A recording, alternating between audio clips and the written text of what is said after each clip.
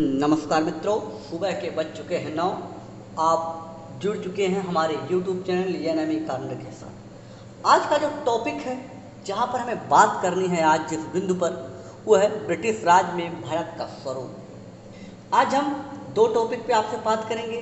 पहला हमारा जो टॉपिक होगा वो होगा ब्रिटिश राज का जो भारत में स्वरूप था उसकी हम बात करेंगे, और दूसरी हम बात करेंगे भू राजस्व नीति की, कि अंग्रेजों की जो भू राजस्व नीति थी वो क्या थी। इस टॉपिक के साथ अंग्रेजों की जो पॉलिसी हुआ करती थी भारत में, चाहे वो साम्राज्य विस्तार की हो, चाहे लैंड को लेकर, ये चीज टॉपिक हम कवर कर लेंगे। उसके बाद हम आपसे आगे बात करेंगे। तो ये जो पॉलिसी वाला टॉपिक था, जो आप लोगों की डिमांड पे था, उसे हम कवर करेंगे। और डिमांड ही नहीं, क्योंकि इसके बाद वही टॉपिक भी आने वाला था, जैसा कुछ लोगों ने कहा, तो उसको हमने चर्चा किया। ठीक है, तो आइए अब यहाँ से हम आप बात को आगे बढ़ाते हैं। तो अगर अभी आपने हमारे चैनल से जुड़ नहीं पाया है तो अधिक से अधिक लोगों को शेयर कीजिए, जिससे YouTube पर ठीक 9 बजे जो लाइव सेशन स्टार्ट होता है उससे आप जुड़ सकें। तो आइए, हमारा जो टॉपिक है ब्रिटिश राज में भारत का स्वरूप। ब्रिटिश राज का भारत में स्वरूप की बात करेंगे, और इस स्वरूप में जो स्वरूप था वो आपको समझना होगा। वो था एक जो साम्राज्य होता है किसी देश में, वो 3 रूप में पाया जाता है। उसकी हम आपसे पहले चर्चा कर लें।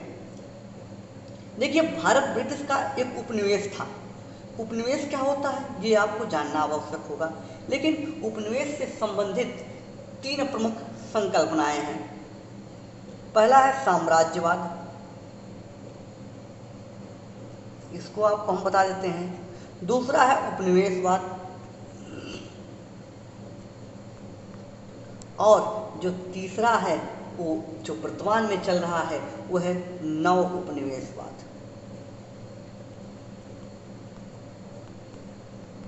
और आप देखिए, इंग्लिश में तो इसे इम्पीरियलिज्म बोलते हैं, और इसे कॉलोनिज्म बोलते हैं, इसे नियो कॉलोनिज्म बोलते हैं।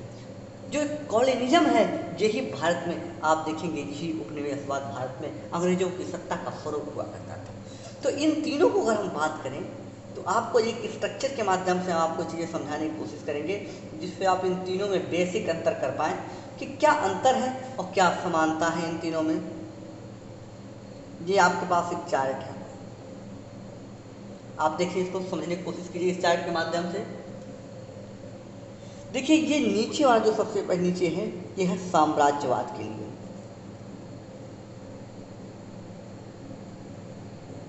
जो साम्राज्यवादी राज्य होता है उसका कॉन्सेप्ट हम यहाँ बताएंगे। दूसरी, ये जो है ये नौ उपनिवेशवाद के लिए है, सॉरी उपनिवेशवाद के लिए होगा, और ये नौ उपनिवेशवाद के लिए होगा। इस कॉन्सेप्ट को समझिए। पहली बात आपको ये समझना होगा कि साम्राज्यवाद क्या है, यानी ये वाला चार्ट क्या है, साम्राज्यवाद क्या है। अच्छा, तो इसके पहले आप थोड़ी सी सब रखें और यहाँ आ जाए। देखिए, ये सब आपको एक वर्ल्ड का मैप दिख रहा होगा। इस मैप में आप ये देखिए कि कई राज्य दिख रहे होंगे, कई स्टेट दिख रहे हैं, कई मतलब स्टेट का यहाँ मतलब संप्रभु स्टेट से है, कई देश दिख रहे होंगे। उसमें से आपको एक इंडिया दिख रहा है, यहाँ पर ऑस्ट्रेलिया दिख रहा है, अफ्रीका कॉन्टिनेंट दिख रहा है जिसमें कई देश हैं। अब इन देशों पर अगर कोई राजा जाकर डायरेक्ट अटैक करके और वहाँ पर शासन करता है तो उसे क्या कहेंगे। अब आप समझिए कि जैसे समझिए कि प्राचीन काल की बात करें, एंशिएंट पीरियड की हम बात कर लें। प्राचीन काल में जब राजा मगध का उत्कर्ष की हमने बात की थी आपसे, जब हमने बात की थी कि मौर्य साम्राज्य की, यानी मौर्य एम्पायर की, उसी से इम्पीरियलिज्म बना हुआ है कि जब मगध साम्राज्य की बात की थी, मौर्य साम्राज्य की बात की थी, तो मौर्य लोग क्या कर रहे थे, एक क्षेत्र से जाकर दूसरे क्षेत्र पर कर रहे थे आक्रमण, और उस क्षेत्र को जब जीत लेते थे तो अपने राज्य में उसे मिला लेते थे। और जब उस क्षेत्र को, छोटे से क्षेत्र को जीता, मान लीजिए इसको, तो उनका राज्य ये हो गया, ऐसे इनका राज्य हो गया। फिर उन्होंने इस वाले क्षेत्र पर हमला किया और इसको जीता, फिर उनका क्षेत्र इस तरह से हो गया। तो ये इस तरह से जो क्षेत्र विस्तार हो रहा था इसे बोलते हैं साम्राज्यवाद, साम्राज्य विस्तार, या इसे बोलते हैं साम्राज्यवाद। अब देखिए साम्राज्यवाद की विशेषता क्या होगी। अगर सीधे शब्दों में इसकी हम परिभाषा देखें, जिसे परिभाषा कहते हैं कि कोई शक्तिशाली राज्य, कोई भी शक्तिशाली राज्य किसी कमजोर राज्य की, किसी कमजोर राज्य पर अपना संपूर्ण प्रभुत्व संपन्न स्थापित कर ले, उस राज्य का अपने राज्य में विलय कर ले, तो इसे बोलते हैं साम्राज्यवाद। ये एक कॉन्सेप्ट था साम्राज्यवाद का। अब आइए, आपको हमने बताया क्या साम्राज्यवाद क्या है। साम्राज्यवाद के कॉन्सेप्ट हमने क्या बताया कि कोई एक राज्य है। कैसा राज्य है? मान लीजिए एक राज्य, यहाँ पे एक स्टेट ए है और यहाँ पे एक स्टेट बी है। इसमें जो ये है इसके पास ताकत ज़्यादा है और जो बी है इसके पास ताकत कम है, यानी शक्तिशाली कम है। जब ये शक्तिशाली है और इसका जो साम्राज्य, जिसका क्षेत्र हुआ करता था, वो मान लीजिए यहाँ तक फैला हुआ है और बी का क्षेत्र छोटा सा ऐसे है, तो इनसे बार बार ए और बी में टकराहट होगी। ये एक बार अटैक करेगा और बी को पूरी तरह से अपने में मर्ज कर लेगा, वहाँ की जो सत्ता है वो सत्ता समाप्त कर देगा और वहाँ पर खुद अपना आधिपत्य स्थापित करेगा। ये जो कॉन्सेप्ट है, ये जो इसे कहते हैं साम्राज्यवाद, इसे बोलते हैं इम्पीरियलिज्म। क्लियर? इसे बोलते हैं इम्पीरियलिज्म और ये इसे कहते हैं क्या? साम्राज्यवाद। अब यानी अब ए का जो राज्य हो जाएगा वो इतना हो जाएगा। आप अगर एंशिएंट में देखेंगे तो आपको याद आ रहा होगा कि जो मौर्य साम्राज्य था, या ये कैसे कर रहे थे, इसी तरह से मगध का उत्कर्ष करा रहे थे। या मगध के उत्कर्ष में आप देखेंगे, या गुप्त साम्राज्य देखिए, ये भी ऐसे ही जब चंद्रगुप्त द्वितीय आ रहा है तो अब विजय कर रहे हैं, ऐसे ही आप देखेंगे समुद्रगुप्त को। यानी जितने भी साम्राज्य हुए, चाहे वो मौर्य साम्राज्य हो, चाहे गुप्त साम्राज्य हो, या फिर कोई अन्य साम्राज्य हो, कनिष्क का साम्राज्य हो, ये सब जो कॉन्सेप्ट था, जो राज्यों को विजित करके अपने क्षेत्र में मिला लेते हैं, उसे नाम दिया जाता है एक स्पेशल, उसे बोलते हैं साम्राज्यवादी। यानी वो क्या था? साम्राज्यवाद था। लेकिन ये कॉन्सेप्ट बदला कि अगर जो ए और बी है, हमने जब बताया ए और बी को पूरा जीत कर अपने यहाँ मिला लिया जाए, तो ये क्या था? बी को जीत कर अपने यहाँ जब मिला ले रहे थे तो ये था साम्राज्यवादी। लेकिन अगर बी को जीता न जाए, अगर बी पे इसी तरह से जो बी की सरकार है,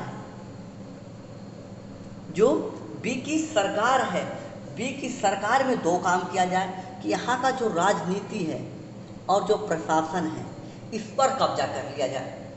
वहाँ के राज्य को अपने राज्य में नहीं मिलाना है, ये एक राज्य भी बना रहे, लेकिन यहाँ की जो राजनीति है, जो प्रशासन है, जो सरकार है, उस पर कब्जा कर लें, सरकार हमारे अनुसार चलना शुरू हो जाए, तो इसे बोलते हैं उपनिवेशवाद। और इसका उद्देश्य क्या होता है? इसका उद्देश्य होता है क्या? आप देखिए, जो अब यहाँ पे समझे कि जो ए है और दूसरा बी है, जितनी मैंने बातें बताई आप समझने की कोशिश कीजिए। जो ए है और बी है, साम्राज्यवाद में क्या हो रहा था कि ये राज्य, शक्तिशाली राज्य, बी स्टेट पर पूरी तरह से आक्रमण करता था और उसे अपने राज्य में मिला लेता था, और वहाँ की पूरी सत्ता, देख रेख वही शासक करता था जो ए में था। यह साम्राज्यवादी सिद्धांत था।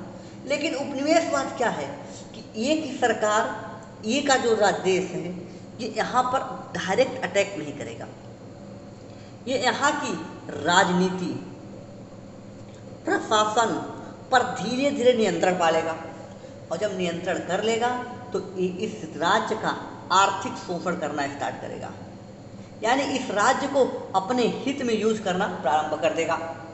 और यही काम भारत में अंग्रेज कर रहे थे। अंग्रेजों ने कभी भी ये नहीं कहा कि जो भारत है ये देश नहीं है, या उसने ये नहीं कहा कि ये ब्रिटेन का भाग है, बल्कि वो भारत की सत्ता को स्वीकार कर रहे थे सदैव। कहते भारत तो भारत की देश है, लेकिन भारत की सत्ता में जो राजनीति थी, उस राजनीति, प्रशासन पर इनका अधिकार था। यही काम कर रहे थे। ये क्या था? इसे बोलते हैं उपनिवेशवाद। उपनिवेशवाद, कॉलोनिज्म इसका नाम देते हैं, इसे उपनिवेश को बोलते हैं कॉलोनी। अब उनकी जो अंग्रेजों की जो कॉलोनी भारत बनी, वो किस उद्देश्य से उपनिवेशवाद को स्थापित किया जाता है?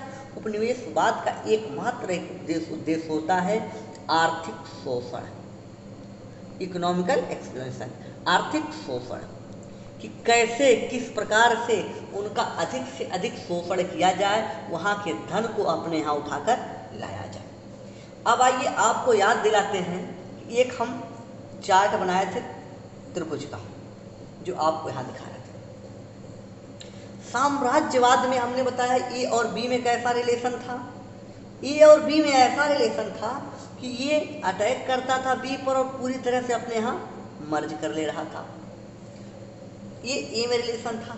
लेकिन उपनिवेशवाद में क्या था? ए और बी में रिलेशन ऐसा था कि बी की जो सत्ता है वहाँ पर राजनीतिक पॉलिटिकल जो वहाँ की राजनीति है वहाँ पर, और जो वहाँ एडमिनिस्ट्रेशन है, इन दोनों पर कब्जा कर लिया जाए और इसका उपयोग अपने हित में किया जाए। ये क्या था? उपनिवेशवाद था। ओके, इतनी बातें स्पष्ट। लेकिन तीसरा कॉन्सेप्ट क्या है? नव उपनिवेशवाद क्या है? दो कॉन्सेप्ट हमने आपको यहाँ बताए, पहला साम्राज्यवाद, दूसरा उपनिवेशवाद। इन दोनों को अगर स्पष्ट हो तो अच्छी बात है। तो यहाँ से हम आगे चलें। अब एक बार और बता देते हैं, उपनिवेशवाद और साम्राज्यवाद में अंतर क्या है?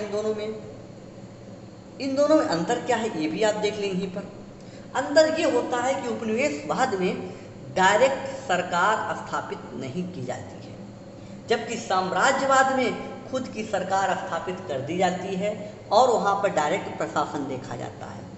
उपनिवेशवाद में क्या करते हैं? वहाँ पर अप्रत्यक्ष शासन किया जाता है कि आपकी सरकार रहेगी, लेकिन वो सरकार कैसी रहेगी? उस सरकार के पूरे डिसीजन हमारे द्वारा लिए जाएंगे, सरकार दिखाने के लिए आपकी होगी, और इसका उद्देश्य में क्या होता है? इकोनॉमिकल एक्सप्लॉयटेशन, आर्थिक शोषण। ये पूरी तरह से इकोनॉमी को सोख लेती है, खींच लेती है, और खींच कर कहाँ भेजती है? अपने मातृ देश, अपने पेरेंट कंट्री भेजती है। कहाँ पर? जहाँ से वो देश, जहाँ से वो कंट्री जिसका उपनिवेश बना था। ये था उपनिवेशवाद का कॉन्सेप्ट। दो कॉन्सेप्ट आपको क्लियर हो गए। ये हो गया आपका क्लियर, ये हो गया आपका क्लियर। तीसरा कॉन्सेप्ट था उपनिवेशवाद, नव उपनिवेशवाद। ये क्या है? इसे बोलते हैं नियो कॉलोनिज्म, नव उपनिवेशवाद। ये क्या है इसे आप समझिए। तीनों को हम कंपैरिजन करते हुए यहाँ पे आपको समझाने की कोशिश करेंगे, लेकिन पहले आप इस समझिए नव उपनिवेशवाद क्या है। इसे पूरी तरह से हम हिंदी में बता रहे हैं, ये कोर्स आप लोगों को हिंदी के लिए लाया गया है, ठीक है। आइए अब देखिए नव उपनिवेशवाद क्या है। जब एक राज्य ए है और एक स्टेट बी है,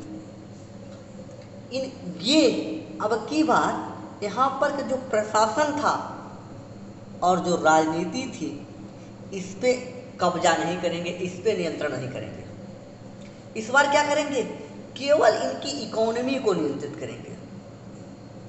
यहाँ पर जो आर्थिक गतिविधियां हैं केवल उनको नियंत्रित कर लिया जाए। और ये काम कैसे किया जाएगा? ये किया जाएगा व्यापार के माध्यम से। ये किया जाएगा व्यापार के माध्यम से। कैसे होगा? कि अगर आपके यहाँ की जो इकोनॉमी है, जो अर्थव्यवस्था है, उससे हम नियंत्रित कर लें, आपके यहाँ आपकी सरकार होगी, चाहे वो राजतंत्र हो चाहे लोकतंत्र हो, कुछ भी हो, आप उसे बनाएंगे, आप चलाएंगे, आपका प्रशासन का तंत्र होगा, आप उसे मेंटेन कीजिए। लेकिन अगर ये राज्य है तो आपकी इकोनॉमी को कर लेगा कंट्रोल, आपके यहाँ वस्तुओं की भरमार ला के बांट देगा, आपके यहाँ जो ट्रेड होगा वो इनके अनुसार होगा। और जब इस तरह का कॉन्सेप्ट आए तो आप देखेंगे जो लाभ होगा, वो जो पैसा जाएगा ट्रेड के माध्यम से, वो जाएगा ए स्टेट को, और ऐसे में ए स्टेट को इकोनॉमिकल बेनिफिट होगी। और इस कॉन्सेप्ट को बोलते हैं नियो कॉलोनिज्म, नव उपनिवेशवाद। यानी केवल इकोनॉमी पर कंट्रोल किया जाए, जबकि राजनीति, प्रशासन या वहाँ पर सत्ता, सरकार पे कंट्रोल न किया जाए। तीनों के कॉन्सेप्ट में ये था 9 उपनिवेश। तीनों के कॉन्सेप्ट में अंतर क्या है? केवल राज्य करने के शासन पर। देखिए पहला ए और बी में पहला जो रिलेशन बना था उसमें था क्या कि सीधे तौर पे अटैक करेंगे, जीत लेंगे और वहाँ पर हम प्रशासन अपना लगा देंगे, उसे अपने राज्य में मर्ज कर लेंगे। ये था साम्राज्यवाद। दूसरे कॉन्सेप्ट में क्या कहा गया कि जो राज्य था वहाँ आक्रमण नहीं करेंगे, उस राज्य का हम प्रशासन और राजनीति पर नियंत्रण कर लेंगे, और जब प्रशासन और राजनीति पर नियंत्रण कर लेंगे तो उस वहाँ के राज्य का उपयोग हम उसके आर्थिक लाभ के लिए करेंगे, और जितने पैसे होंगे हम भेजेंगे अपने पेरेंट कंट्री को, यानी जहाँ से वो आए हैं, जिसका वो उपनिवेश कॉलोनी बनी थी। तीसरा क्या था? तीसरा कॉन्सेप्ट हुआ 9 उपनिवेशवाद। इसमें क्या था कि हम ना ही उस पर अटैक करेंगे, ना ही वहाँ के सरकार को हस्तक्षेप करेंगे, ना ही वहाँ के प्रशासन को हस्तक्षेप पहुँचाएंगे, ना राजनीति पे कुछ करेंगे। अच्छा तो क्या करेंगे? वहाँ की जो इकोनॉमी है उसे कंट्रोल करेंगे, वहाँ व्यापार को नियंत्रित कर लेंगे कि हमारे यहाँ की जो चीज़ें हैं यहाँ बांट दी जाएँ, और जब आप यहाँ की चीज़ें ही लेंगे तो आप देखेंगे पैसा यहाँ वापस जाएगा, तो इससे इनको लाभ मिलेगा। यह है 9 उपनिवेशवाद। एकदम स्पष्ट तीनों कॉन्सेप्ट बहुत ही डिटेल में हमने बताए हैं। साम्राज्यवाद, उपनिवेशवाद, 9 उपनिवेशवाद, तीनों आपको क्लियर होने चाहिए। अब आइए, ये तीनों कॉन्सेप्ट हमने आपको बता दिया है, यहाँ तक कोई दिक्कत नहीं होनी चाहिए। साम्राज्यवाद, उपनिवेशवाद, 9 उपनिवेशवाद। यहाँ से अगर हम आगे चले, अच्छा कुछ एग्जाम्पल बता दें। साम्राज्यवाद का उदाहरण मैंने बताया था कि आप मौर्य साम्राज्य को ले लीजिए, गुप्ता साम्राज्य को ले लीजिए, विदेश में अगर रहना चाहते हैं तो रोमन साम्राज्य को ले लीजिए। यही काम कर रहे थे, रोमन साम्राज्य भी यही काम कर रहा था। और इसके अलावा अगर आप देखेंगे तो ये मध्यकाल में, अगर आप देखेंगे ये प्राचीन काल में था। इसके उदाहरण, अगर मध्यकाल में साम्राज्यवाद का उदाहरण दें, अच्छा एक चार्ट और बना देते हैं आपके लिए सुविधा के लिए। जो साम्राज्यवाद का उदाहरण आपको मिला कि आपको प्राचीन, मध्यकाल, आधुनिक काल तीनों में मिलेगा। प्राचीन काल में आपको मिल जाएंगे भारत में मौर्य, और विदेशों में देखेंगे तो रोमन मिल जाएंगे। लेकिन अगर मध्यकाल में देखेंगे, मध्यकालीन भारत में, तो आपने सुना होगा मंगोलों का आक्रमण। मंगोल क्या कर रहे थे? साम्राज्य विस्तार कर रहे थे, अटैक करते थे, अपनी सत्ता को स्थापित करते थे और वहाँ का आर्थिक शोषण करते थे।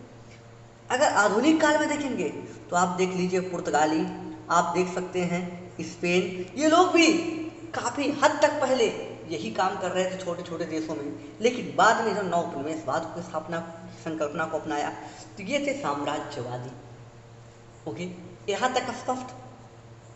अब आइए, अगर आपकी सुविधा के लिए हम बात करें तो इतनी कि हम पहले पीपीटी देख लेते हैं।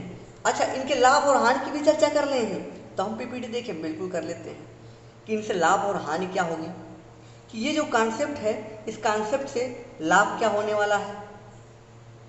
अब देखिए, कॉन्सेप्ट का लाभ का हमारा तात्पर्य है कि जो ब्रिटिश उपनिवेश था उसका भारत में क्या लाभ हुआ, क्या हानि हुई। देखिए, ब्रिटिश उपनिवेशवाद की अगर हम चर्चा करेंगे तो आपको हम सबसे पहले ये बताएंगे कि जो ब्रिटिश उपनिवेश था भारत में लगभग 200 वर्षों तक था। कितने वर्षों तक था? आपको याद होगा कि प्लासी हुआ था। कितने वर्षों तक? 200। कैसे? जोड़ लीजिए, 1757 से इनकी वर्चस्व स्थापित हो जाता है और ये सत्ता में आ जाते हैं, और 1947 तक ये भारत में रहते हैं। टोटल 190 साल हो रहे हैं, लेकिन उसे हम सामान्यतः 200 साल मानेंगे, क्योंकि उसके पहले भी हैं, लेकिन मूल रूप से इतने में काफ़ी प्रभावी है। तो आप देखिए, लगभग, इसे लगभग बोला जाता है कि लगभग 200 सालों तक अंग्रेजों ने भारत में शासन किया। और जब शासन कर रहे हैं तो उस शासन के दौरान उनकी प्रकृति क्या थी? उपनिवेशवाद की। तो उस प्रकृति के कुछ लाभ भी हैं इस उपनिवेशवाद के, और कुछ हमारे नुकसान भी हैं। यानी अगर इसे टेक्निकल टर्म में बोलें तो इसके कुछ सकारात्मक परिणाम थे और इससे कुछ नकारात्मक परिणाम भी, निगेटिव इम्पैक्ट भी रहे हैं और कुछ पॉजिटिव इम्पैक्ट भी रहे हैं। तो आइए सबसे पहले हम इसके निगेटिव इम्पैक्ट की चर्चा करेंगे। अगर हम निगेटिव इम्पैक्ट की बात करें तो क्या जो जो जो कॉलोनिज्म था उसका निगेटिव इम्पैक्ट क्या पड़ा? सबसे बड़ा, क्योंकि कॉलोनिज्म का उद्देश्य ये था आर्थिक शोषण करना, तो सबसे बड़ा उद्देश्य, सबसे बड़ा ये जो प्रभाव पड़ेगा वो पड़ेगा हमारी इकोनॉमी पर, यानी अर्थव्यवस्था पर। आर्थिक क्षेत्र में क्या प्रभाव पड़ता है? तो देखिए, क्योंकि ये करना क्या चाह रहे थे? शोषण। और जब शोषण करने के लिए आए थे तो ये अधिक से अधिक क्या करेंगे? टैक्स लेंगे। जो रियायतें थी वो रियायतें खत्म कर देंगे। और जब टैक्स अधिक से अधिक लेंगे तो किसानों का क्या होगा? किसानों का शोषण होगा। किसानों की हालत बद से बदतर हो जाएगी। क्यों? क्योंकि ये अधिक से अधिक भू राजस्व वसूलेंगे। क्योंकि जब अधिक से अधिक भू राजस्व वसूलेंगे तभी तो अपने पेरेंट कंट्री को देंगे, ये अपने जो पितृ कंट्री मातृ देश है उसको भेजेंगे। दूसरी चीज, जब किसानों की हालत हो जाएगी खस्ता तो उस क्षेत्र के जो छोटे छोटे उद्योग होंगे, जो हथकरघा उद्योग होंगे, उनका पतन होना शुरू हो जाएगा। क्योंकि ये पूरी तरह से जो लघु उद्योग होते हैं वो कृषि पर निर्भर होते हैं। और इतना ही नहीं, आप देखेंगे इसी का परिणाम होगा कि जो हस्तशिल्प होंगे, हस्तशिल्पों का भी पतन होगा। क्यों? क्योंकि जब इनको चूसना स्टार्ट करेंगे किसानों को तो इसका परिणाम हस्तशिल्पों पर भी पड़ेगा। और हस्तशिल्पों पर भी ये जबरदस्ती वस्तुओं को बनवाएंगे और सस्ते औने पौने दाम पर उठा कर ले जाकर मार्केट से अंग्रेज बेचेंगे। तो यानी क्या हो रहा है कि जो नव उपनिवेशवाद है इसका जो प्रभाव पड़ रहा है, क्या? सबसे पहले छोटे छोटे जो उद्योग हैं उनका पतन हो रहा है, हस्तशिल्प का पतन हो रहा है, किसानों का शोषण हो रहा है, भू राजस्व अधिकतम वसूल रहे हैं। पहला प्रभाव तो यही पड़ेगा। दूसरे, अगर हम मेन फैक्टर की बात करें तो आपको एक चीज स्पष्ट, जैसा कि इसके कॉन्सेप्ट में ही दिया गया है कि आर्थिक शोषण करते हैं और इकोनॉमी को कंट्रोल करते हैं। जब ये इकोनॉमी को कंट्रोल करेंगे तो जो भारतीय अर्थव्यवस्था होगी ये अंग्रेजों की क्या हो जाएगी? पिछलग्गू बन जाएगी।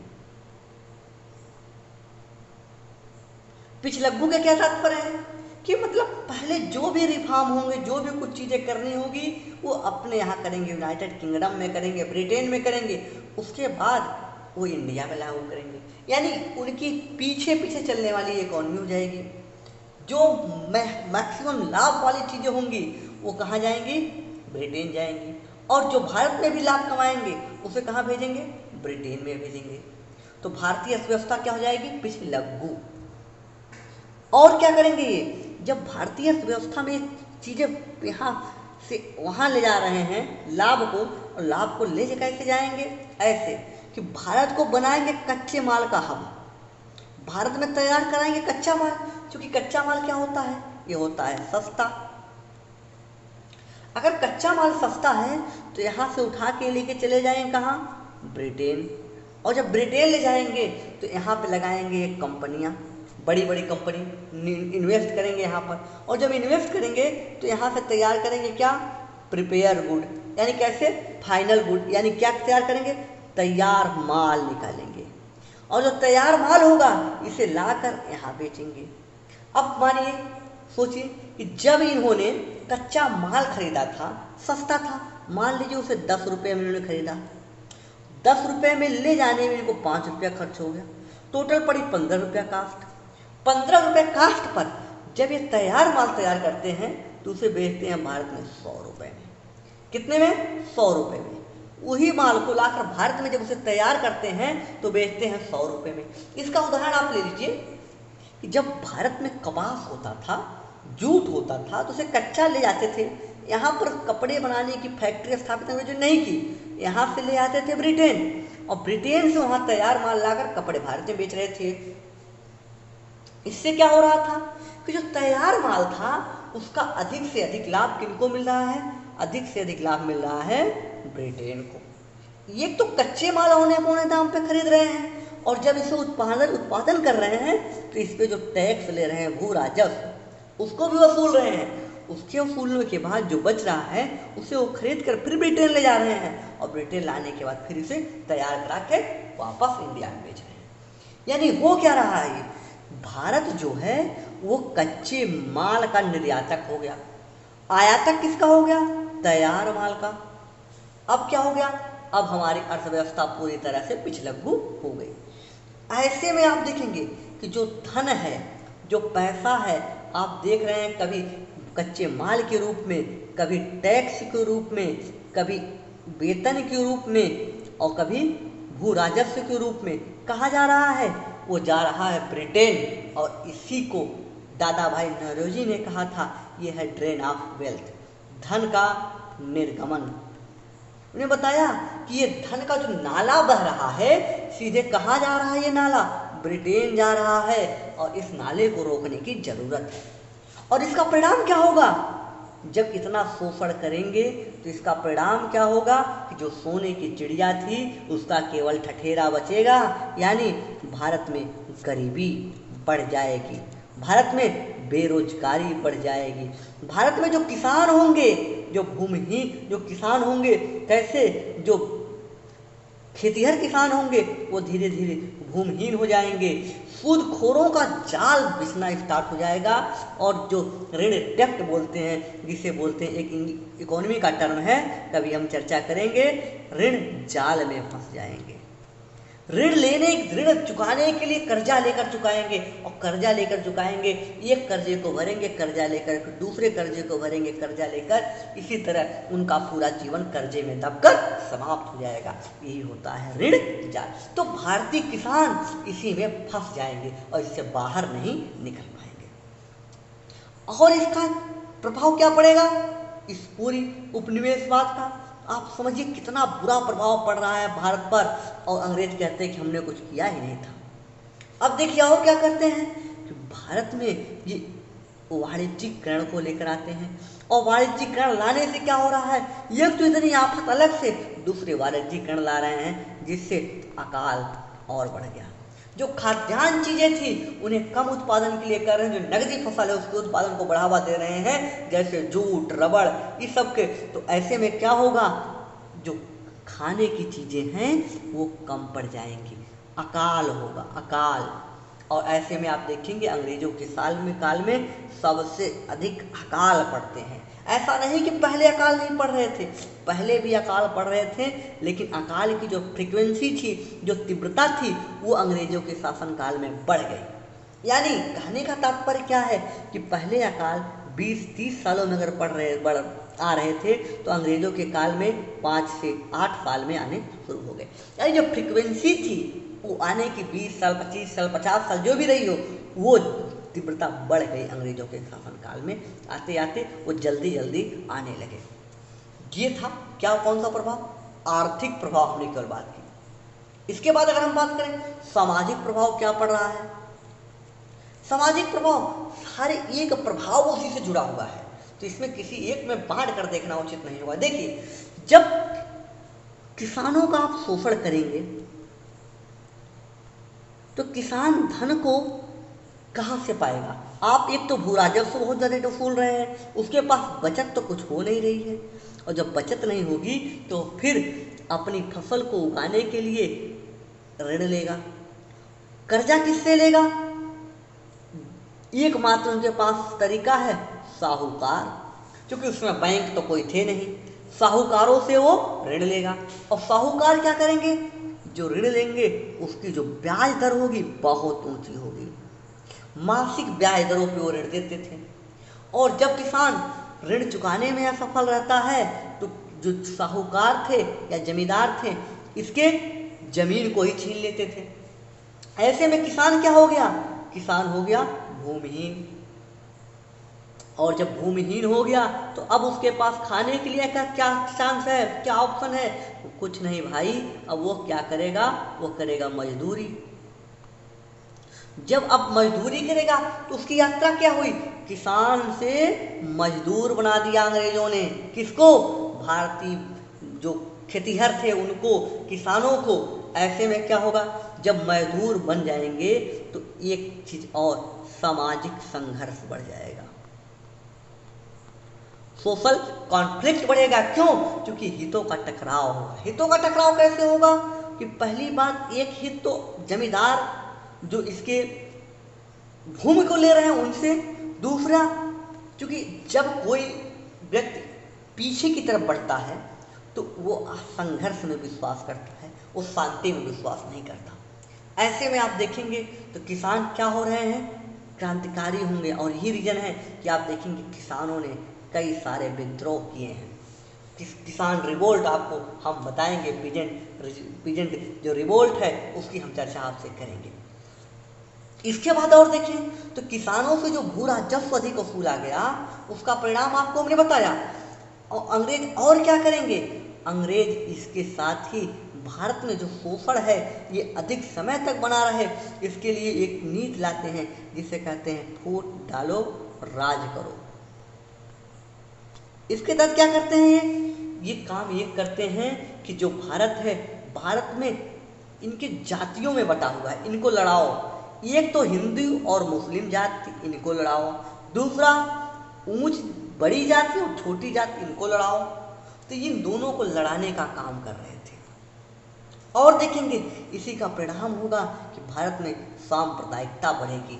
और ये परिणाम आप देखेंगे 1947 आते आते विभाजन में बदल जाएगी। ये पूरी तरह से अंग्रेजों की राजनीति का हिस्सा था, जिसमें ना जिन्ना की दोस्त थी, ना गांधी का, ना नेहरू का, ये पूरा का पूरा दोस्त था अगर तो अंग्रेजों का।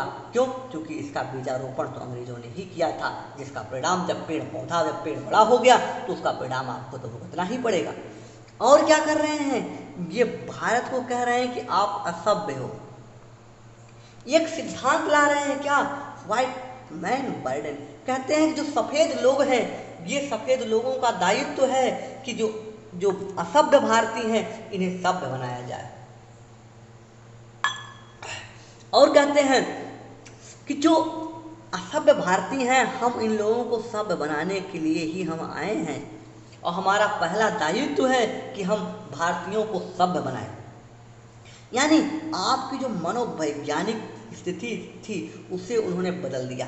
कहते हैं कि हम मॉडर्न हैं, आप जो करते हो यह सभ्य है, दुर्बर है, गलत चीज है, घिनौनी है। ऐसे में कहकर उन्होंने काले और सफ़ेद के बीच एक ऐसी दीवार पैदा कर दी जिन्होंने बताया कि जो काले लोग हैं ये इंफीरियर हैं और जो सफ़ेद हैं, गोरे हैं, ये सुपीरियर हैं। आज भी हमारे मानसिकता में यह बसी हुई है, ये अंग्रेजों ने डाली थी। आप देख सकते हैं कि हमारे कोई भी देवता हो, अभी 2 दिन पहले आपने देखा कि भगवान राम का मंदिर बना, शिलान्यास किया गया, तो राम का जो वास्तविक कलर क्या है? वो काला है। आप देखिए कोई फोटो उठाकर, कोई पिक्चर काले रंग में, कृष्ण को काले रंग में दिखाया जाता है। भारतीय कोई भी देवता हो उन्हें गोरा नहीं दिखाने की परंपरा है, उन्हें काले रंग में दिखाया जाता है। क्यों? क्योंकि तब हम काले रंग को ही सुंदरता का प्रतीक मानते थे। आपने कृष्ण की चीजें सुनी होंगी, कृष्ण काला है, बहुत ही सुंदर, सबसे सुंदर देवताओं में भगवान कृष्ण का नाम आता है, लेकिन कृष्ण का रंग कैसा है? सबसे काला है। अंग्रेजों ने इस मानसिकता को पूरी तरह से पलट कर रख दिया, उन्होंने पूरी तरह से इस मानसिकता को बदल दिया और ये दिखा दिया कि काले लोग सुंदर नहीं हैं, बल्कि कौन सुंदर है? गोरे लोग। और आज तक हम उनके द्वारा इस मानसिकता का पालन करने के लिए फेयर लवली, फेयर हैंडसम जैसी गोरे बनने वाली क्रीम का यूज कर रहे हैं कि हम भी सभ्य बन जाएं, हम भी सुपीरियर बन जाएं। ये केवल हमारी मानसिकता को उन्होंने बदल दिया, जिसकी वजह से आज पूरा एक बड़ा बाजार खड़ा है जो अंग्रेजों की इस मानसिकता का सपोर्ट करता है। और हम और आप खुद कहते हैं कि अरे यार वो इतना काला है कि लगता है जैसे देहाती। तो ये क्या है?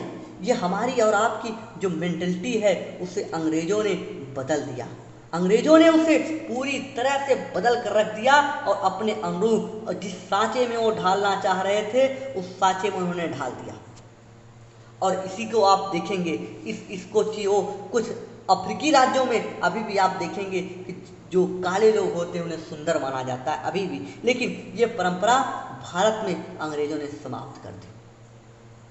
अंग्रेजों ने भारत में इस जो मनोवैज्ञानिक था, जो बना हुआ था सुंदरता का पर्याय, उसे अंग्रेजों ने बदल कर रख दिया अपने इसी कॉन्सेप्ट के द्वारा कि हम भारत में सभ्य बनाने के लिए आए हैं, हमें व्हाइट मैन बर्डन के सिद्धांत के तहत इस उन्होंने समाप्त करके रख दिया। ये प्रभाव पड़ रहा है क्या इस उपनिवेशवाद का नकारात्मक, कहाँ हमारे संस्कृति पर, हमारे समाज पर, हमारी राजनीति पर, हमारी अर्थव्यवस्था पर, हमारे हर एक अंग पर, यहाँ तक कि हमारे परिवार तक बंटने के लिए चले आए। जो हमारी संयुक्त परिवार हुआ करती थी, धीरे धीरे वो टूटना स्टार्ट हो जाती है। ये अंग्रेजों के उपनिवेशवाद का परिणाम था। ये चंद मिनटों में या आधे एक घंटे की लेक्चर में अंग्रेजों के उपनिवेश के नकारात्मक प्रभावों को डिस्कस नहीं किया जा सकता, क्योंकि इसके प्रभाव बहुत ही व्यापक हैं,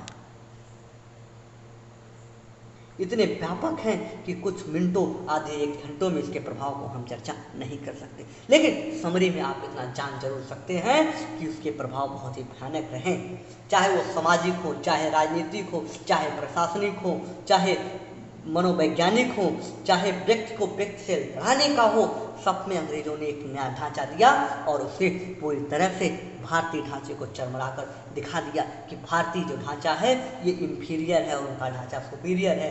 और इस मनोविज्ञान में, इस एटीट्यूड में उन्होंने जो परसुएशन किया, जो उसने नैतिक निर्माण किया कि उन्हें बताया कि हम सुपीरियर हैं और आप इंफीरियर, इसका परिणाम आज तक हम भुगत रहे हैं।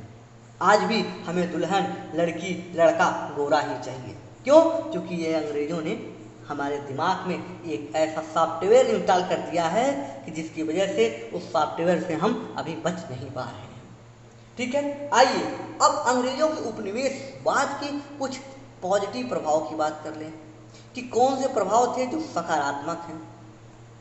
नकारात्मक पे चर्चा बहुत लंबी कर दी रमेश ने। जी हाँ, अब सकारात्मक प्रभाव पे कुछ बात कर लें, क्योंकि सकारात्मक ऐसा नहीं है कि उसके केवल नकारात्मक प्रभाव ही रहे, उसके सकारात्मक प्रभाव भी रहे होंगे। थोड़ा सा पानी पी। अब देखिए उसके सकारात्मक प्रभाव की अगर हम बात करें तो सकारात्मक प्रभाव में सबसे पहला प्रभाव आप देखेंगे, इसने कृषि के नगदीकरण को बढ़ावा दिया। दूसरी चीज, बाजार का ये एकीकरण कर देते हैं। क्यों? हालांकि ये सब करते हैं अपने लाभ के लिए, लेकिन उस लाभ का इनडायरेक्टली लाभ हम लोगों को भी मिलता है कि जब हमारा देश आज़ाद होगा तो हमें बाजार का एकीकरण करने की ज़रूरत नहीं पड़ी, हमें एक एकीकृत बाजार मिला। अंग्रेजों ने भारत में पूंजीवादी अर्थव्यवस्था की शुरुआत की और पूंजीवाद को बढ़ावा दिया। इससे क्या हुआ, जो हमारी इकोनॉमी थी इसका इंटीग्रेशन हो पाया। अंग्रेजों ने बहुत सारी संस्थाओं का निर्माण किया, जैसे आरबीआई की स्थापना का श्रेय अंग्रेजों को है, और आप देखेंगे ऐसी बहुत सारे नियंत्रक संस्थाओं का स्थापना करते हैं, जिससे भारत में ये उन्हें नियंत्रित करना संस्थाओं का इकोनॉमी को आसान हुआ। इसके अलावा जो बेसिक इंफ्रास्ट्रक्चर होते हैं, जो मूलभूत और संरचनाएं होती हैं, उनके निर्माण में भी अंग्रेजों ने बहुत बड़ा योगदान दिया। भले ही ये सब संरचनाएं वो अपने लाभ के लिए बना रही हों, जैसे आप देखेंगे रेलवे, आप देखेंगे डाक, आप देखेंगे तार, ये सब चीज़ें अंग्रेज अपने लाभ के लिए बना रहे हैं, लेकिन इन सब का बाद में जब उन्हें छोड़ कर जाएंगे तो वे भारत में ही रह जाएंगे और इसका सकारात्मक प्रभाव भी हमको दिखेगा। और इतना ही नहीं, आप देखेंगे कि भारत में जब नकदी फसलों को बढ़ावा दे रहे हैं तो चाय, जूट, रबड़, खनन उद्योग, बीमा, बैंकिंग, इस सब चीज़ों को भी बढ़ावा देंगे। जहाज रानी जैसे उद्योग को विकास करेंगे, जो भारत में आज प्रमुख आय का स्रोत बने हुए हैं। इतना जो भारत में कुरीतियाँ थी, जब वो व्हाइट मैन बर्डन का सिद्धांत दे रहे थे तो ऐसा ही नहीं वो खोखला सिद्धांत दे रहे थे, वो कुछ चीज़ें दिखा रहे थे कि देखो तुम्हारे यहाँ औरतों को जिंदा जला दिया जाता है, तुम सभ्य कहाँ से हो।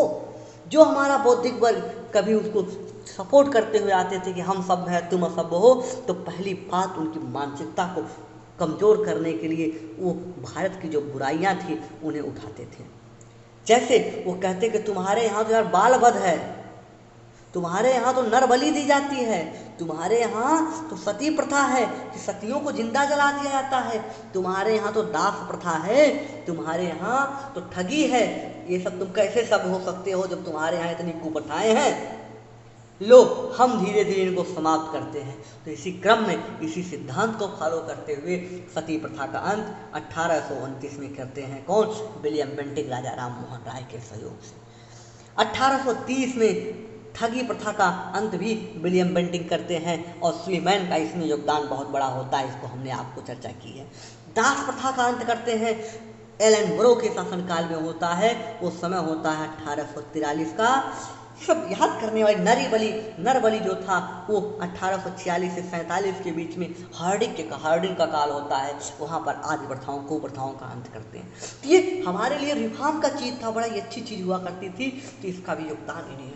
इसी सब सिद्धांतों से वो अपने उपनिवेशवाद को और मजबूत करते चले गए। वो दिखाते चले गए कि चाहे हमारा उच्च वर्ग हो या निम्न वर्ग, कि हम असभ्य हैं। जबकि कुछ वर्ग जब 18वीं शताब्दी में जो सोशल रिफॉर्म होगा तो इनके टक्कर को जवाब देने के लिए, तर्क को जवाब देने के लिए आएंगे कि हम असभ्य नहीं हैं, असभ्य तुम लोग हो। तब उन्हें समझ में आएगा, लेकिन तब तक वो अपना पैतरा बदल देंगे, कुछ नए तरीके से अब काम करना शुरू कर देंगे। अब आइए आगे की बात करें। इतना ही नहीं, इन्होंने भारत में और कुछ लाभ अगर देखें तो उसने पाश्चात्य वेस्टर्न जो एजुकेशन है उसका विकास किया, जिसका परिणाम था क्या कि जो हमारे यहाँ शोषित जनजाति जो जातियाँ थी, जो हमारे यहाँ पिछड़ी जातियाँ थी, उनमें उनके अधिकारों को दिया। समानता, स्वतंत्रता, विधि के शासन जैसे मूल्यों को भारत में लाए, जिसका परिणाम हुआ कि हमारे जो पिछड़ी जातियाँ थी, जो बहुत पीछे थी, वंचित थी, उनमें से भी कुछ नेता सामने आते हैं, जैसे B.R. अम्बेडकर, जैसे विनोबा भावे, ये लोग भी सामने आते हैं और भारत की स्वतंत्रता में योगदान देते हैं। ये थी आपके उपनिवेशवाद का पूरी परिचर्चा दोस्तों। आइए इसकी हम PPT देख लेते हैं। हमारा टारगेट है कि हम उपनिवेशवाद को पूरी डिटेल में चर्चा करने के साथ ही आज हम लैंड जो पॉलिसी थी, भू राजस्व पॉलिसी थी, उसकी भी हम लैंड रेवेन्यू पॉलिसी, उसकी भी हम पूरी चर्चा करेंगे। थोड़ी सी आपको सब धैर्य की आवश्यकता होगी, आप धैर्य बनाए रखिए, वीडियो को देखते रहें। आइए थोड़ी सी और, चूँकि हमारे पास जो टाइम हो चुका है वो हो रहा है 9:44। हम देख पा रहे हैं कि आप लोग परेशान हैं, हैरान हैं, बड़े ही मासूम हैं। आप लोगों के चेहरे पे सिकन सी आ गई है कि कितनी लंबी क्लास जाएगी। परेशान मत होइए, थोड़ी सी बात है कि अभी इसके बाद हम भू राजस्व नीतियों की भी चर्चा करेंगे। कहिए तो PPT ना दिखाएं, PDF दे देंगे आप लोगों को। PDF के लिए हमने आपको बता दिया है कि PDF आप लोगों को शाम तक मिल जाएगी रोज़, और PDF अगर आपको चाहिए तो आप हमें मैसेज कर सकते हैं व्हाट्सएप पर। नंबर है, आपको नंबर लिख दे रहे हैं एक बार फिर, 73 76 93 98 97। इस नंबर पर आप हमें मैसेज करें कि हमें PDF भेज दीजिए, हम PDF भेज देंगे। और जो लोग ग्रुप में हैं, हमारे जितने भी हमारे पास ग्रुप हैं 15-17, उन टोटल हमारे पास इसमें 16 ग्रुप हैं। इन 16 ग्रुप में जितने लोग हैं, इन सभी लोगों को ग्रुप में मैसेज दे दिया जाएगा और मैसेज के थ्रू आपको इसका PDF मिल जाएगा। लेकिन क्लास बहुत महत्वपूर्ण है, क्लास को ज्वाइन कीजिए, अधिक से अधिक लोगों तक पहुंचाइए, शेयर कीजिए, ठीक है। तो आइए अब हम चलते हैं यहाँ से आगे। PPT आपको देखनी हो तो आइए जल्दी से, बहुत तेज़ी से देख लेते हैं कुछ चीज़ें। देखिए, साम्राज्यवाद के बारे में हमने आपको बताया कि साम्राज्यवाद क्या था, किसी शक्तिशाली राज्य द्वारा कमजोर राज्य पर प्रभुत्व स्थापित करना और वहाँ के शासन को पूरी तरह से कंट्रोल कर लेना। उसके बाद हमने उपनिवेशवाद बताया कि राजनीति और प्रशासन पर कब्जा कर लीजिए, और जो साम्राज्यवाद का ये आधुनिक रूप था, और दूसरे राज्य जो था उस राज्य का आर्थिक शोषण करने के उद्देश्य से अधीन बनाते थे। ये काम था उपनिवेशवाद का। नौ उपनिवेशवाद में राजनीतिक पर कब्जा नहीं करेंगे, केवल इकोनॉमी पे करेंगे, और इसमें ट्रेड का, व्यापार का बहुत बड़ा रोल था। ये बातें हमने की आपसे। उसके बाद हमने इसके सकारात्मक और नकारात्मक प्रभावों की बात की। आइए बहुत तेजी से देख लेते हैं, आप इसका स्क्रीनशॉट ले लेंगे तो और अच्छा होगा। लेकिन आर्थिक में हमने बताया, हमने एक चर्चा की, उसे सेक्टर वाइज बांट करने की थी, ओवरऑल की थी। उसे सेक्टर वाइज अगर हम बांटेंगे तो वैसे हस्तशिल्पों का पतन, उद्योगों का पतन, किसानों का शोषण, भारतीय अर्थव्यवस्था का पिछलग्गू हो जाना, तैयार माल का बाजार बन गया भारत और कच्चे माल का निर्यातक बन गया, धन के निर्गमन का सिद्धांत वो निकला, जो यूके धन भेजा जा रहा था, गरीबी बेरोजगारी बहुत ज़्यादा बढ़ गई, संसाधनों का दोहन करने के लिए वो तैयार माल को वहाँ अंग्रेज ब्रिटेन ले आकर बनाते थे, और रेलवे जैसे आधुनिक संरचनाओं का विकास कर रहे हैं, वाणिज्यिकरण किया जिससे भारत में अकाल बहुत सारे पड़े, जमींदारों और साहूकरण को संरक्षण दिया जिससे किसानों का शोषण बढ़ा, किसान ऋण जाल में फंसे, और किसान की भू राजस्व की दरें बहुत अधिक थी जिससे किसान भूमिहीन हो गए और भूमिहीन से मजदूर होते चले गए। अंग्रेजों ने मुसलमान और हिंदू के बीच तनातनी बनाई, फूट डाली और भारत विभाजन तक इनको इस नीति का पालन किया, सांप्रदायिकता को बढ़ावा दिया और असभ्य और सभ्य के बीच की लड़ाई युद्ध किया जिसे व्हाइट मैन बर्डन के नाम से जानते हैं, मनोवैज्ञानिक गुलामी की स्थिति लाई। इस सब पे हम बहुत ही डिटेल में आपसे डिस्कस कर चुके हैं। इसके बाद हमने आपको सकारात्मक प्रभाव में बात की कि नकदी प्रभावों को, नकदी फसलों को बढ़ाया, बाजार का एकीकरण किया, पूंजीवादी अर्थव्यवस्था को बढ़ावा दिया, आधुनिक संरचना का विकास किया जैसे रेलवे, पोस्ट और तार की बात, चाय, जूट, रबड़, खनन उद्योग, बीमा, बैंकिंग और कोयला जैसे आदि उद्योगों का विकास करते हैं। ये थी पूरी पीपीटी। इस पीपीटी के बाद अब हमारी आपसे बात होगी क्या, अच्छा अभी आगे भी है क्या, जो हमने सती प्रथा की बात की थी, दास प्रथा, ठगी, नरबली, इस सब का अंत करते हैं। आप इसको हमने डिटेल में बताया है। पाश्चात्य शिक्षा का प्रसार करते हैं निचली जातियों में, देखेंगे इसका परिणाम होता है बी आर अम्बेडकर, ज्योतिबा फूले जैसे लोग सामने आते हैं। हाँ, एक महत्वपूर्ण चीज, लोकतंत्र भारत में लेकर आते हैं, संसदीय व्यवस्था लेकर आते हैं, विधि का शासन, समानता, स्वतंत्रता जैसे मूल्यों को ये बढ़ावा देते हैं भारत में। अब इसके बाद हम बात करेंगे दोस्तों एक नए टॉपिक पर, जहां आपसे हमें उम्मीद है थोड़े से सब्र की आवश्यकता होगी, आप जरूर सब्र के साथ इस वीडियो को देख रहे होंगे। आइए हम बात करेंगे लैंड रेवेन्यू पॉलिसी की। लैंड रेवेन्यू पॉलिसी से केवल टू दी पॉइंट बात करेंगे, बहुत डिटेल में बात नहीं करेंगे। जहां से हमें कॉन्सेप्ट डिलीवर करना था हमने दिया, यहाँ पर भी जो कॉन्सेप्ट होगा उसे हम देंगे, लेकिन उसके बाद हम बहुत तेजी से आगे बढ़ेंगे। आइए 9 बजकर हम देख पा रहे हैं कि 48 मिनट हो चुका है, तो आइए 3 तरह के लैंड रेवेन्यू जो पॉलिसी थी उसको लेकर अंग्रेज 3 पॉलिसी को लेकर आते हैं। पहली पॉलिसी थी जिसे बोलते हैं परमानेंट सेटलमेंट, हिंदी में बोलते हैं अस्थाई बंदोबस्त। दूसरा था रैयतवाड़ी बंदोबस्त, तीसरा था महालवाड़ी। इन तीनों की हम चर्चा करेंगे बिना किसी समय की बर्बादी के। सीधे स्टार्ट करते हैं इस चार्ट के माध्यम से। ये चार्ट मैंने अपने हाथों से बनाया है, इसे आप देखिए। ये जो भारत का मैप आप दिख रहा है थोड़ा सा गंदा होगा, भारत की तरह तो नहीं है लेकिन थोड़ा सा जरूर दिख रहा होगा। इसमें 3 प्रकार की भू राजस्व प्रणालियां आई, पहला अस्थाई बंदोबस्त, दूसरा रैयतवाड़ी और तीसरा महालवाड़ी। अब देखिए जो अस्थाई बंदोबस्त है ये टोटल भारत के 19% क्षेत्र में लागू था। 19% वो क्षेत्र कौन कौन से थे? वो क्षेत्र थे बिहार के, बंगाल के और उड़ीसा के। इन तीनों क्षेत्रों पर लागू था कौन? इन तीनों क्षेत्रों पर लागू था अस्थाई बंदोबस्त। स्पष्ट है। दूसरी बात करें रैयतवाड़ी। रैयतवाड़ी ये क्षेत्र टोटल 51% क्षेत्रों पर लागू था। इसमें मुख्य रूप से सिंध, बम्बई, मद्रास और पूरा दक्षिण भारत, ये वाला जो हिस्सा आपको दिख रहा है ये हिस्सा कौन सा था? यहाँ तक ये हिस्सा था आपके रैयतवाड़ी का। ये भारत के 51% भूमि पर बना हुआ था, लागू किया। तीसरा जो एक महत्वपूर्ण था उसे बोलते हैं महालवाड़ी बंदोबस्त। महालवाड़ी बंदोबस्त ये टोटल 30% क्षेत्रों पर लागू था। ये 30% क्षेत्रों में कौन था?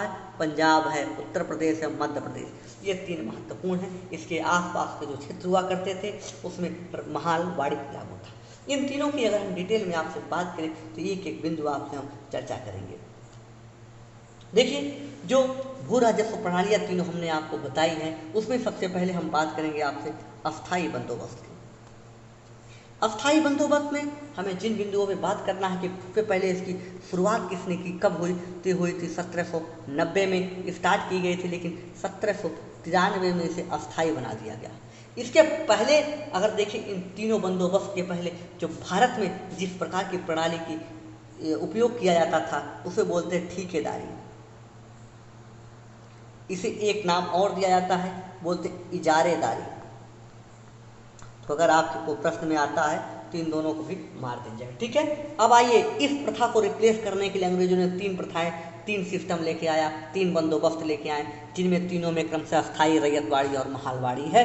सबसे बड़े क्षेत्र में फैला हुआ रैयतवाड़ी था, उसके बाद महालवाड़ी और फिर अस्थाई बंदोबस्त। तो सबसे पहले हम बात कर रहे हैं अस्थाई बंदोबस्त की।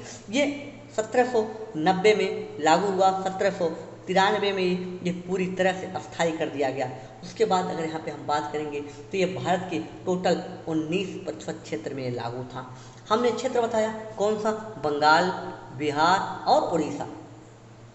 यहाँ पर जो जमीन का जो मालिक होता था, जो जमीन का मालिक होता था वो जमींदार हुआ करता था।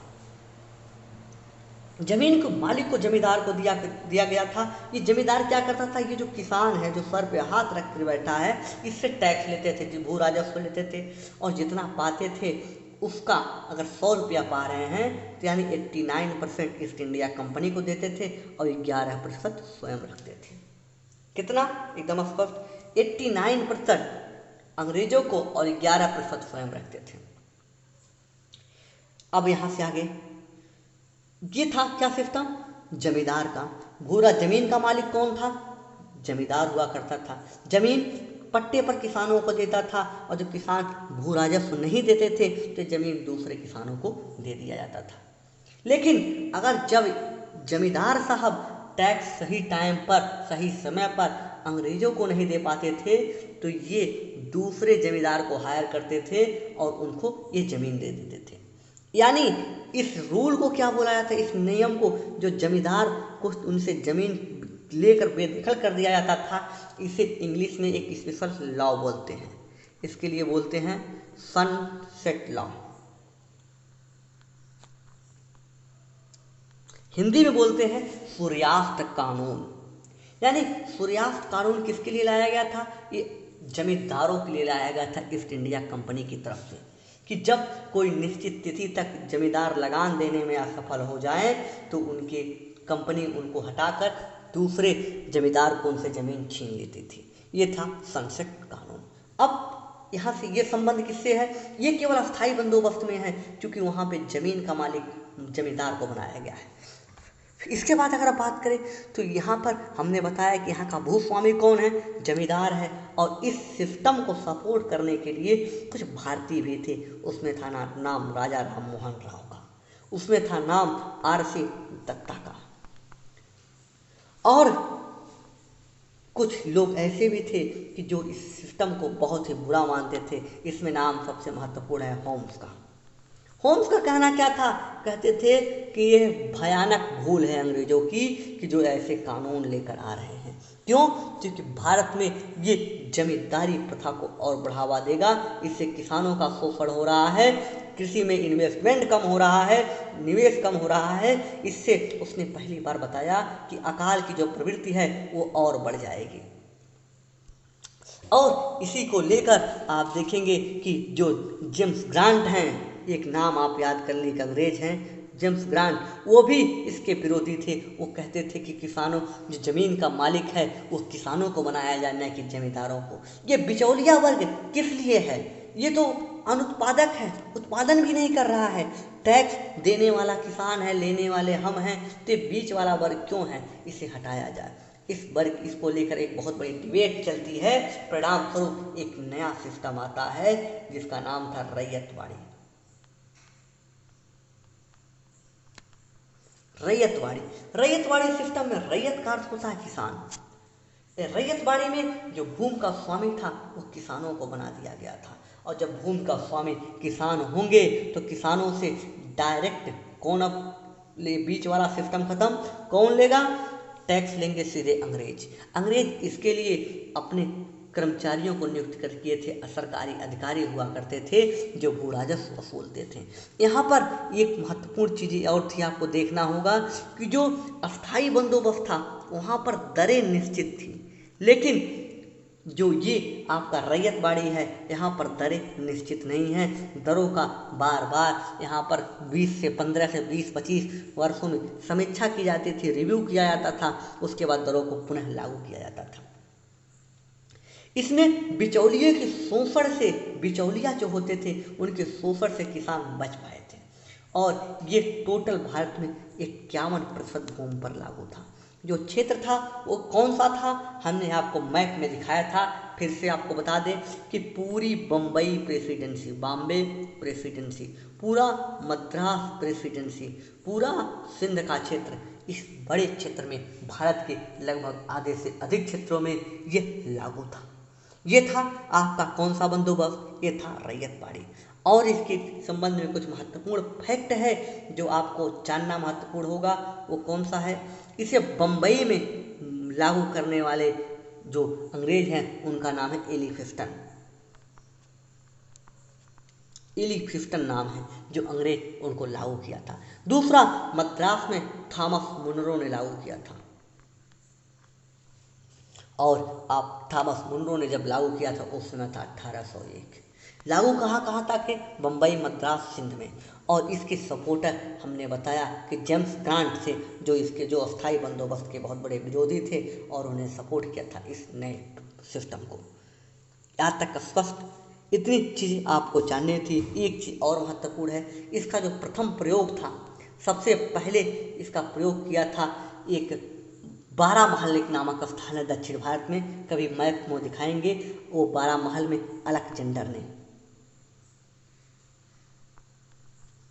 अलेक्जेंडर ने इसका सबसे पहले प्रयोग किया था। कहाँ पर, 12 महल में।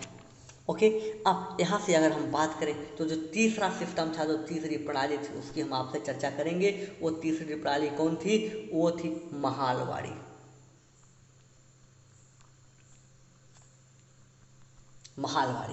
महालवाड़ी की चर्चा आपसे हम करें। जो महाल का अर्थ होता है किसानों का समूह, कि यानी जो गांव होते हैं उन्हें महाल कहा जाता है।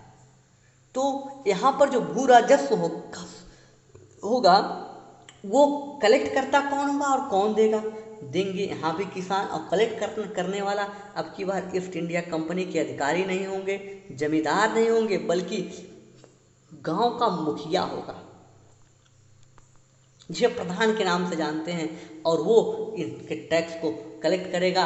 और यहाँ पर ये सिस्टम हटकर कौन आ जाएगा, गांव का मुखिया, जो खुद एक किसान होगा। यानी इनका कलेक्ट भी किसान ही करेगा, महाल करेगा। और कलेक्ट करके कहाँ देगा, ईस्ट इंडिया कंपनी को। तो अगर इसकी हम बात करें तो इसका जो सबसे पहला प्रयोग किया गया था ये 1801 में किया गया था। और कहाँ पे हुआ था, ये हुआ था अवध में। इसके सपोर्टर में कौन कौन थे, इस विचारधारा की सपोर्ट करने वाले जो नाम हैं उनमें आपको मिलेगा होल्ट, उनमें आपको मिलेगा मैकेंजी।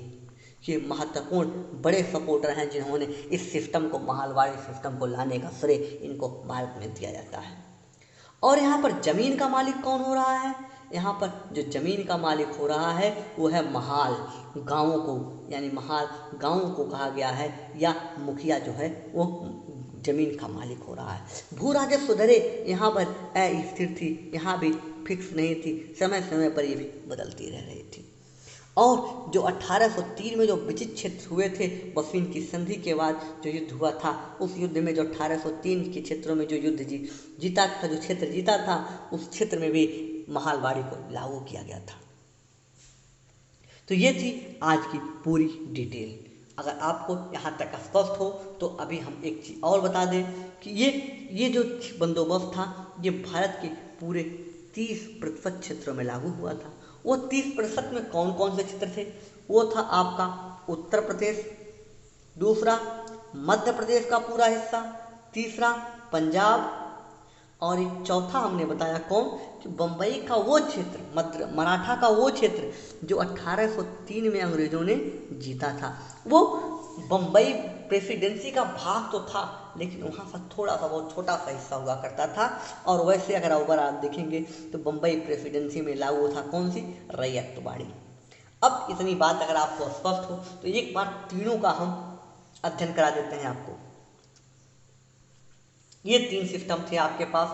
पहले में जो अस्थाई बंदोबस्त था वहाँ पर जमीन का मालिक बनाया गया था जमींदार को। दूसरे में जो रैयतवाड़ी थी उन्हें जमीन का मालिक बनाया गया था किसानों को। और तीसरा जो बंदोबस्त था जिसे महालवाड़ी के नाम से जानते हैं, वहाँ पर जमीन का मालिक या भूमि का स्वामी बनाया गया था महाल गांवों को। ये पहला अंतर था। दूसरा अगर हम बात करें तो दूसरी हम बात करेंगे टैक्स की, कि जो टैक्स की जो दरें थी उसमें क्या थी। टैक्स की जो दरें थी आप देखेंगे जो अस्थाई बंदोबस्त है उस अस्थाई बंदोबस्त में टैक्स की दरें, परमानेंट सेटलमेंट, और ये रैयतवाड़ी और ये महालवाड़ी जो टैक्स का बंदोबस्त था, टैक्स वाले में जो परमानेंट सेटलमेंट था वहाँ पर टैक्स की दरें फिक्स थी। बदलाव नहीं हो सकता, एक उच्च दर लगाई गई है। जबकि रैयतवाड़ी में टैक्स की दरें फिक्स नहीं थी, बदलती रहती थी, 20 से 30 सालों में एक बार रिव्यू होता था, और यही महालवाड़ी में भी सिस्टम था। परमानेंट सेटलमेंट में एक बिचौलिया वर्ग हुआ करता था जिसका नाम था जमींदार, और इनके लिए लाया गया था सनसेट लॉ। और रैयतवाड़ी में कोई बिचौलिया वर्ग नहीं है, ना महालवाड़ी में। और अगर बात करें तो जो परमानेंट सेटलमेंट था ये 19% क्षेत्रों में लागू है, जो रैयतवाड़ी बंदोबस्त है ये 51% क्षेत्रों में लागू है, और जो महालवाड़ी है ये 30% क्षेत्रों में लागू है। यहाँ तक बातें स्पष्ट? तो इतनी ही चीज़ें आपको अंतर के तौर पर फिक्स थी, और अगर कुछ अंतर आपको जानना है तो आप और भी देख सकते हैं, खुद आप पढ़ सकते हैं, उसमें से ढूंढ सकते हैं कि पहले परमानेंट सेटलमेंट को कहाँ कहाँ क्षेत्र में लागू किया, कौन कौन सा एरिया था। तो आप बता सकते हैं कि वो क्षेत्र हुआ करता था कौन सा, वो क्षेत्र था बंगाल का, बिहार का, उड़ीसा का था। और रैयतवाड़ी बम्बई, मद्रास और सिंध के क्षेत्र में थी, और जो महालवाड़ी थी यूपी, पंजाब और मध्य प्रदेश के हिस्से में थी। तो ऐसे अंतर आप खुद ढूंढ सकते हैं, बहुत सारे अंतर मिल जाएंगे। ठीक है दोस्तों, तो रुकेंगे आज हम यहीं पर। 10:03 हो चुके हैं समय, जो कि बहुत समय लंबा हो चुका है।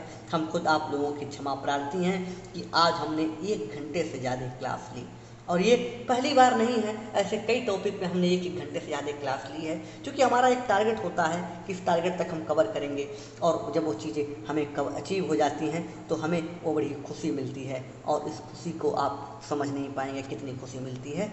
तो हमारा आज का टारगेट था, गोल था कि हम आपसे डिस्कस करेंगे कौन सा। पहले हम डिस्कस करेंगे साम्राज्यवाद, उपनिवेशवाद और नव उपनिवेशवाद, उसके बाद हम लैंड रेवेन्यू पॉलिसी की डिस्कशन करेंगे। तो आज की वीडियो में इतना ही। आइए देखते हैं पीपीटी, उसके बाद आगे आपसे बात करेंगे। पीपीटी में हमने बताया कि भू राजस्व नीतियाँ 3 प्रकार की थी, एक अस्थायी बंदोबस्त, एक रैयतवाड़ी और एक महालवाड़ी। रैयतवाड़ी जो थी सबसे बड़े क्षेत्रों में लागू थी, ये था मद्रास, बॉम्बे और सिंध में। और जो अस्थायी बंदोबस्त था ये 19% क्षेत्र पर लागू हुआ था, रैयतवाड़ी 51 और महालवाड़ी 30। ये जो अस्थायी बंदोबस्त था उसका जो क्षेत्र था पूर्वी भारत का था, बिहार, बंगाल, उड़ीसा का था, और जो रैयतवाड़ी थी ये आपके पश्चिमी और तटीय भारत क्षेत्र में था, बम्बई, मद्रास और सिंध के क्षेत्र में, और जो महालवाड़ी थे उत्तर प्रदेश, मध्य प्रदेश और पंजाब के क्षेत्र में हुआ करती थी। इसके लिए मैंने आपको एक मैप दिखाया था, ये आपको रैयतवाड़ी का क्षेत्र हुआ करता था, जो आपके बम्बई, प्रेसिडेंसी, मद्रास और सिंध के क्षेत्र में होता था। और ये आपका जो क्षेत्र हुआ करता था ये क्षेत्र था आपके परमानेंट सेटलमेंट का, अस्थायी बंदोबस्त का, जो बिहार, बंगाल और उड़ीसा का क्षेत्र था। ये टोटल 19% क्षेत्र पे था, ये टोटल 51% क्षेत्र पे था, और ये 30% के क्षेत्र में फैला हुआ था। इतनी बातें हमने आपसे की थी। इसके बाद हमारी आपसे बात हुई थी अस्थायी बंदोबस्त पर। हमने बताया कि 1790 में कॉर्नवालिस के द्वारा इसे लाया गया था। कॉर्नवालिस इस अस्थायी बंदोबस्त का बहुत बड़ा सपोर्टर था, और इसे 1793 में अस्थायी बना दिया गया था। 19% क्षेत्र में लागू था, और जिस क्षेत्र में हुआ था बंगाल, बिहार और उड़ीसा का क्षेत्र हुआ करता था। राजस्व की दरें यहाँ नियत थी, और 89% कंपनी ले रही थी, और 11% भाग जमींदार को यहाँ पे लाभ मिलता था। जब कभी जमींदार इस टैक्स को देने में अक्षम हो जाते थे तो एक निश्चित तिथि तक कर लगान नहीं दे रहे थे तो जमींदार से उनकी ज़मीन छीन ली जाती थी। इसे एक नाम दिया गया था, इसे कहते थे क्या? Sunset law.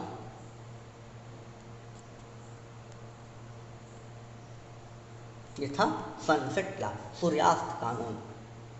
जॉन शॉर्ट और कॉर्नवालिस के सहयोग से ये लागू किया गया था, और देखेंगे भारतीय में राजा राम मोहन राय और आर.सी. दत्ता इसके बहुत बड़े सपोर्टर थे, और उन्होंने समर्थन किया था। होम्स ने कहा था कि बहुत ही भयानक अंग्रेजों की बहुत बड़ी भूल है कि वो अस्थायी बंदोबस्त को ला रहे हैं। इसके बाद हमने बात की थी आपसे रैयतवाड़ी की। रैयतवाड़ी हमने बताया था इसका प्रथम प्रयोग 12 माइल के क्षेत्र में किया गया अलेक्जेंडर रेड के द्वारा, और दूसरी चीज़ हमने बताई कि जो मुंबई में इसका प्रयोग लगाया गया था पहली बार एलिफिस्टन के द्वारा, मद्रास में थॉमस मुंडो ने इसे लागू किया था, और ये भारत से टोटल 51% क्षेत्रों में फैला हुआ था। जमीन का मालिक यहाँ पर रैयत होता था, जबकि अस्थायी बंदोबस्त में जमीन का मालिक जमींदार हुआ करता था। और यहाँ पर जो भू टैक्स का कलेक्शन करते थे ईस्ट इंडिया कंपनी के लोग सीधे डायरेक्ट किसानों से कर लिया करते थे। और आप देखेंगे तो यहाँ पे जो भू राजस्व दरें थी वो स्थिर नहीं थी, बदलती रहती थी। 20 से 30 वर्षों में उसकी समीक्षा की जाती थी, रिव्यू किया जाता था। ओके, उसके बाद जो राजस्व वसूली है सरकार के कर्मचारियों ने यहाँ पर किया था, और बिचौलियों ने से किसानों को यहाँ से मुक्ति मिली थी, जो कि बिचौलियों का यहाँ पर समाप्ति कर दिया गया था। यहाँ पे कई विचारधारा का प्रभाव हुआ करता था। कुछ तो अब तक तो जो विचारधारा आ गई थी, आप देखेंगे उदारवाद की, और यहाँ पर एक चीज़ और आ गया था कि जो अनुत्पादक वर्ग है उसे बीच में क्यों रखा जाए। इसकी बात अभी हम कभी कभी जब आपसे डिस्कशन करेंगे और किसी टॉपिक पे तो हो जाएगी थोड़ी बहुत बातें विचारधारा पर। अभी तो हम बात आपसे यहाँ कर रहे हैं। जब हम आपको डेवलपमेंट ऑफ एजुकेशन की बात करेंगे, शिक्षा का विकास की बात करेंगे, तो वहाँ पे भी अभी हम कुछ टॉपिक यहाँ पे डिटेल में बात करेंगे। और इसका जो क्षेत्र हुआ करता था बम्बई, मद्रास और सिंध हुआ करता था, इसके सपोर्टर जेम्स ग्रांट हुआ करते थे। ये थी रैयतवाड़ी। रैयतवाड़ी जो सबसे अधिक 51% क्षेत्र पर लागू थी। इसका क्रम आप लोग याद रखिएगा, भूलिएगा मत। सबसे अधिक क्षेत्र पे कौन सी थी? रैयतवाड़ी, उसके बाद महालवाड़ी, उसके बाद अस्थाई बंदोबस्त। इसे आप मेरे नाम से भी याद कर सकते हैं, रमेश। रैयतवाड़ी, महालवाड़ी और अस्थाई बंदोबस्त। लेकिन आप जान ले एरिया ये था 51%, ये आपका महालवाड़ी था 30% और रैयतवाड़ी था 19%। इसके बाद अगर हम आगे बात करें तो महालवाड़ी क्षेत्र की, ये 1801 में अवध में पहली बार इसे लागू किया गया था, और उसके बाद 1803 में मराठा के विभिन्न क्षेत्रों में लागू किया गया था। होल्ट और मैकेंजी की इसमें बहुत बड़ी भूमिका थी, और 30% क्षेत्रों में ये लागू था। और ये क्षेत्र कौन से थे? यूपी, एमपी और पंजाब का हिस्सा हुआ करता था। जमीन का मालिक यहाँ पर किसे बनाया गया था? महालों को, गाँवों को, यानी मुखिया को, यानी प्रधान जिसे बोलते हैं आप, उसे जमीन का मालिक बनाया गया था। और भू राजस्व की दरें यहाँ पर स्थिर हुआ करती थी, और ये आप देखेंगे स्थिर अगर भू राजस्व की दर कहीं मिली है तो आपको अस्थाई बंदोबस्त में मिली है।